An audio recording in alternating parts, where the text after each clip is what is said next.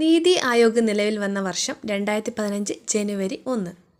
നീതി ആയോഗിൻ്റെ പൂർണ്ണരൂപം national institution for transforming India Aayog. Government പ്രോഗ്രാമുകളും വികസന തന്ത്രങ്ങളും ദീർഘകാല അടിസ്ഥാനത്തിൽ നടപ്പിലാക്കുന്നതിനായി പ്രവർത്തിക്കുന്ന ഇന്ത്യ ഗവൺമെൻറ്റിൻ്റെ സമിതിയാണ് നീതി ആയോഗ്. ഇന്ത്യയുടെ പോളിസി കമ്മീഷൻ എന്നറിയപ്പെടുന്നതാണ് നീതി ആയോഗ്. ഇന്ത്യയുടെ തിങ്ക് ടാങ്ക് എന്നറിയപ്പെടുന്നതുമാണ് നീതി ആയോഗ്. നീതി ആയോഗിൻ്റെ ആദ്യ സമ്മേളനം നടന്നത് 2015 ഫെബ്രുവരി 8-നാണ്. നീതി ആയോഗിൻ്റെ ആദ്യ സമ്മേളനം അറിയപ്പെടുന്നത് എങ്ങനെയാണ്? ടീം ഇന്ത്യ എന്ന പേരിലാണ്.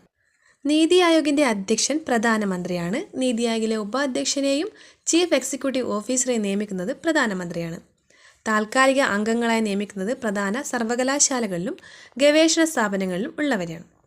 നീതി ആയോഗിൻ്റെ ആസ്ഥാനം ന്യൂഡൽഹിയിലെ നീതി ഭവൻ സൻസദ് മാർഗ് ആണ്.